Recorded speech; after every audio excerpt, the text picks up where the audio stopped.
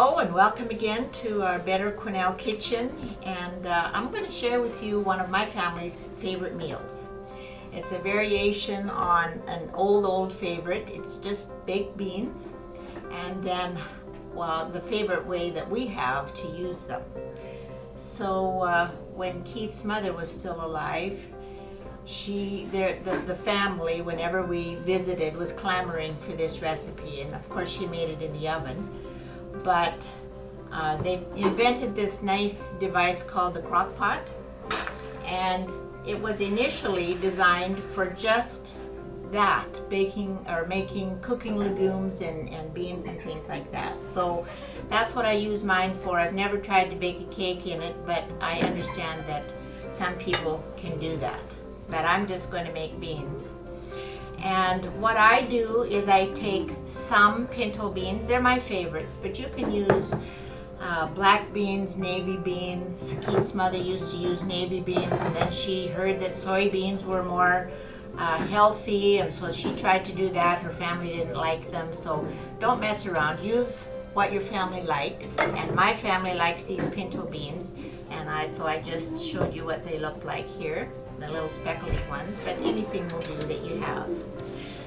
So what I do is get my crock pot out, turn it on high, I wash my beans and put them in the bottom, and then cover them with 2.5 times of water. So if you have this many beans, then you'll want this much water, because of course they're going to absorb quite a bit. And I turn that on high and I leave it overnight. Don't put anything else in your beans. I've never done a scientific study, but somebody advised us that when you start adding things, it changes the way that the legume absorbs, and sometimes you have some hard beans left over and some of them get soft and that. So don't mess around, just cook your beans until they're soft. And then in the morning, I take a can of diced tomatoes, drain the juice off, and a bit of brown sugar. You can adjust that to your taste. I dice up an onion, a bunch of garlic. We love garlic, so I might use this whole bulb, but a little bit is okay too. Some salt and pepper to taste, and then I use a little bit of liquid smoke, because I can't tell you how many people I've spoken to that you cannot make baked beans without a ham hock. Well, I'm here to tell you you can. It's possible. It won't taste the same, but these are very tasty, and I invite you to give them a try. So then you mix all of this together, you add it to the beans that have already gotten soft, and then you cook it on high again for a few more hours, or until dinner time, just until that onion gets nice and soft and mixed in. Now I saved this, this has been refrigerated overnight, because one of the issues you might have with making your beans is what's the liquid doing and this and that, and you might come down, and when you do put them on overnight, you'll want to check that liquid level before you go to bed.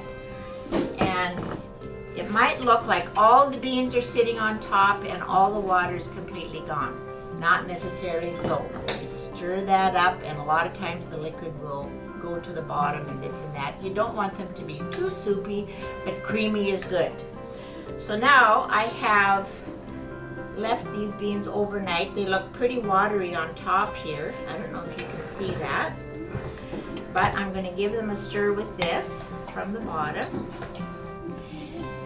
And this is something I'll cook. When you cook your own food, instead of just buying it in a package, you can make adjustments so that you can get it the way you like it. My sister-in-law takes her immersion blender, and she goes in here and bzzz it around, and so they're very kind of more blended, and I'm going to say pasty. That doesn't sound appetizing, but it's more creamy. There, that's the better word than pasty. So you can do that as well, but when you cook them well, so now here's the consistency. They're nice and kind of saucy. That's the way we like them. And there's your baked beans. And they are absolutely delicious. And I'm going to build for you. You can use these in a burrito. These are pretty wet for a burrito, but you can cook them drier. and adjust that water level as you're cooking them. Sometimes when I get the beans all cooked from the overnight and they're all soft, I haven't added anything yet, I will take a ladle or something and I'll just push it down in here and take off quite a bit of that liquid, but save it. And then I can add it back and have the right consistency that I want for whatever I'm making. So burritos, tostadas, all of that, and I'm going to make something that our family calls a haystack, and we use that with these beans. And I'll give you a couple of options. That's another good thing about these meals. I've cooked a couple of grains here. This is quinoa, and this is something called farro. It's a type of wheat, and it, let me tell you, it was a Dickens boiling over on the stove to cook this, so you have to watch it, or else just use a big pot so you have room for it to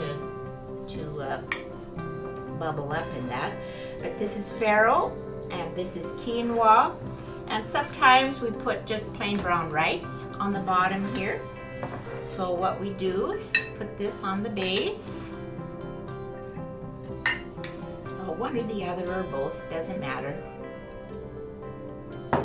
Sometimes if we don't have time for that, we just have chips that we can put on here and just crush them up a little bit and make a base.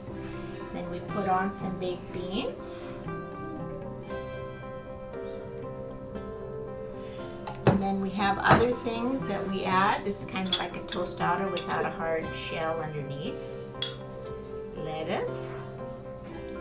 And then tomatoes.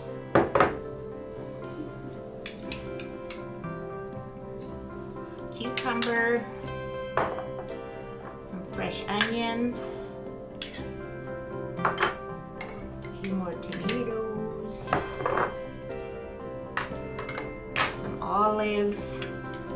And people have, friends of mine, we have all kinds of variations. I have one friend who likes diced pickles on here too as an option, and then some salsa.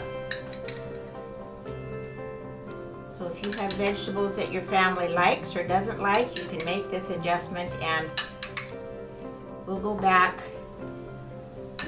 for seconds with this, and it's a real go with all members of my family. Anyway, I think that's a good option, and it's something that is filling. It's basically a one-dish meal. There is a bit of chopping here, but it really goes over well, and I've served it to many friends and family, and we all like it. So thanks very much. That's one of our favorites, and I hope you enjoy it.